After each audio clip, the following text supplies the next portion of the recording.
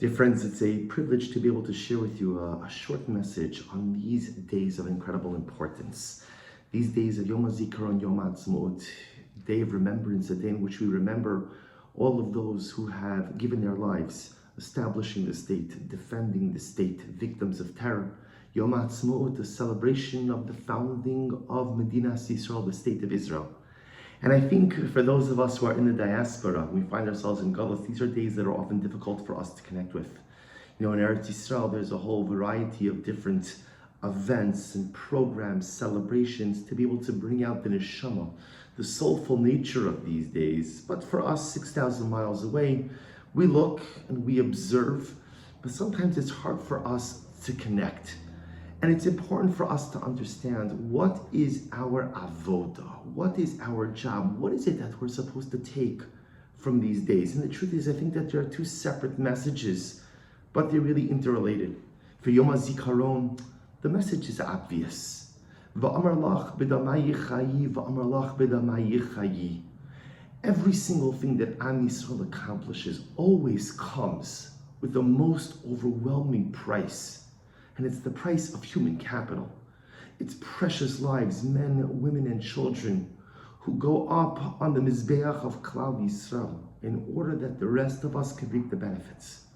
You know, we look at today, the modern day state of Israel.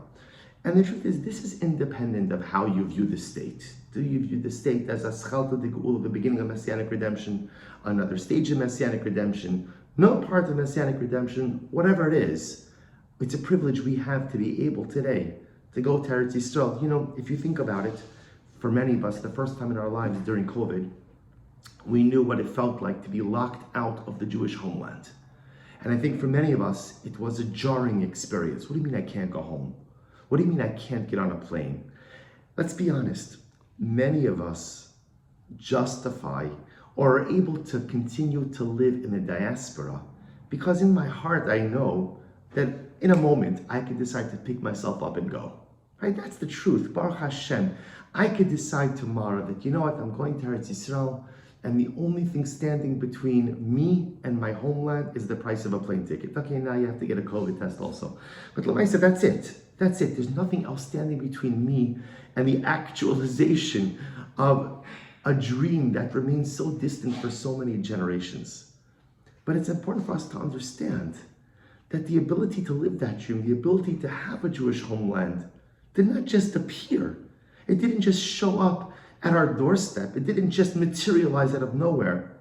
How much Jewish blood? How many precious lives? How many men, women, and children gave their lives for this dream? Gave their lives so that you and I could have unfettered access to a Jewish homeland? Gave our lives so that we could have a contemporary state. Is the state perfect? Far from it. But if you look at what's happening there, the proliferation of yeshivas and seminaries, how much Torah is happening now in Eretz Yisrael. And that Torah can happen because there's a government, there's an army that secures the interests of all of Eretz Yisrael's residents.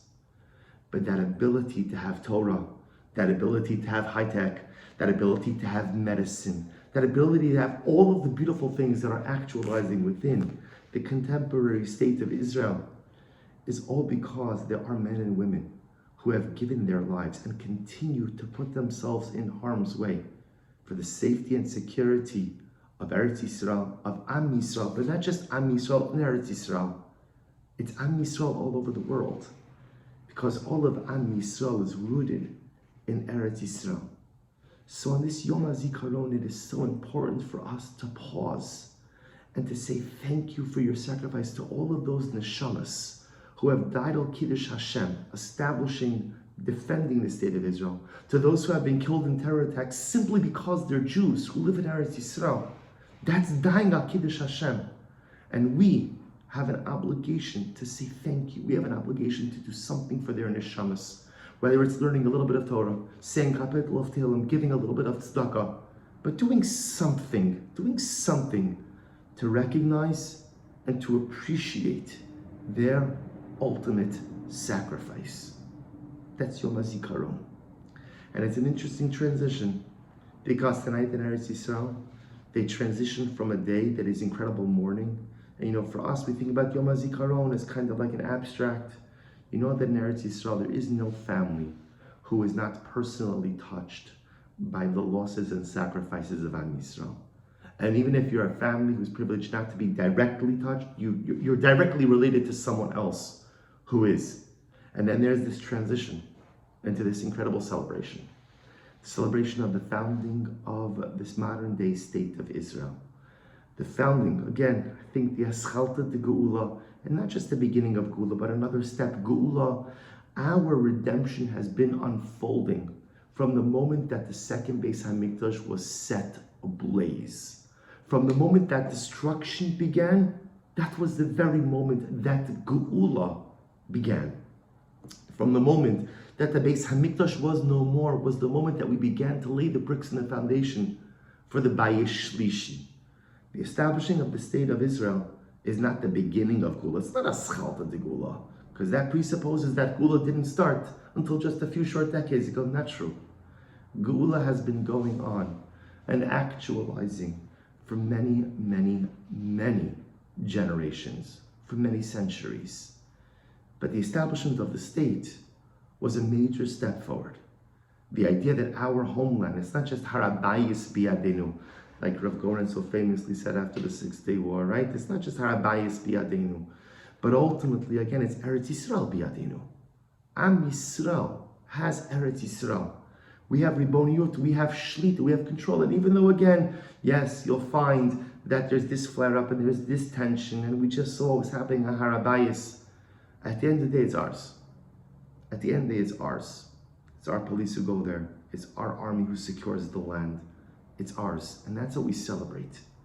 And I want to share with you something truly amazing. Rav Kook, Zecher Tzaddik V'Kadosh Livracha, writes in Shmona Kvatzim, he says something amazing. He says, Haneshama haklolis shel Knesset Yisrael, eino shoresh b'ish haprati.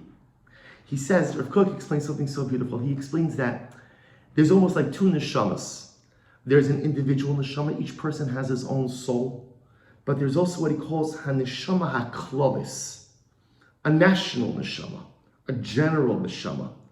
That general neshama does not reside in individuals. Ki im be'eretz Yisrael. Where does the neshama haklolis, where does the general klolis, right, the general neshama, the national neshama of Klal Yisrael reside? It doesn't reside in any individuals. It doesn't reside in any man or woman. It doesn't even reside in the greatest tzaddik. Where does the neshama klolis reside? It resides within Eretz Yisrael. Listen to what he writes. And therefore, again, when a person comes to Eretz Yisrael, misbatelis nishmaso hapratis mipnei ha'or hagadol shehaneshama haklalis hanichneses lesocho. Says Rav Kook, when a Jew comes to Eretz Yisrael, do you know what happens? Your personal neshama is batal. Your personal neshama is negated. It's batal. It's gone. Why? Because it is drowned out in the light, the Or Gadol of the neshama haklalis, of the national neshama that comes into the individual. Says Rav Kook, there is a national neshama which resides in Eretz Yisrael. And when the individual comes to Eretz Yisrael, his personal neshama is eclipsed by the light of the national neshama, hanichneses lesocho. Every single time you walk into Eretz Yisrael, you are zochet to receive the neshama haklalis, the national neshama of Am Yisrael, which only resides in Eretz Yisrael. I can't pretend to fully understand Rav Kook's words, but sometimes you don't have to understand something to really understand it. What Rav Kook is telling us is that it's only in Eretz Yisrael that there is this national neshama. And it is only when you step foot into Eretz Yisrael that your personal neshama takes a step back and you are privileged to be filled with the neshama haklalis, the national neshama of Eretz Yisrael. When we celebrate the founding of the state of Israel, again, We're not saying the state is the greatest thing, the best thing, or that the mechanism of a state is the right thing, the wrong thing, the ideal thing. What we are celebrating is the fact that we can go back to Eretz Yisrael freely. And that when I walk in, difference, you all know that feeling of landing in Ben Gurion. And you walk through the beautiful airport, and right before you get to border control, there's that magnificent big mezuzah. And tell me, in that moment, don't you feel the neshama haklobis? In that moment, don't you feel yourself filled with the incredible neshama of Klal Yisrael? It's not my neshama. I try to work on my neshama every single day, but that's my personal neshama. But when I walk in and I see that big mezuzah, and I know now that I'm at home, I know now that I'm in Eretz Yisrael, I feel myself filled, like Rav Kook says, with the neshama haklolis, with Am Yisrael's neshama, with the national neshama. That's what I'm celebrating today. That's what Yom Haatzmaut is. Whether you say Hallel with a bracha, don't say Hallel with a bracha, or don't say Hallel at all. You say Tachanun, you don't say Tachanun. I mean, everybody likes an excuse not to say Tachanun. Whatever you do, however you choose to celebrate or not to celebrate this day, that's your own business. But recognize the fact that today, because of the modern day state of Israel, you and I can go back for a visit, to resettle, to live. We could contemplate Aliyah or not contemplate Aliyah. We could go for sabbatical, that's not a hint, but we could go for vacation. We could, whatever we can go. And when we go, we have the ability to kind of put our individual neshama on the side and be filled with the neshama klolis of Klal Yisrael.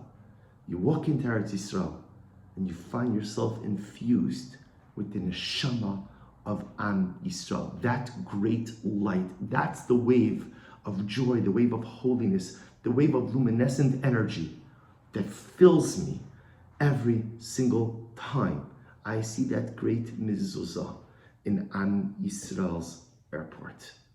That's what we celebrate. So maybe be zochem Yirtzeh Hashem to do our part in providing an aliyah for the neshama of all of those who we mourn and who we miss on this Yom Hazikaron.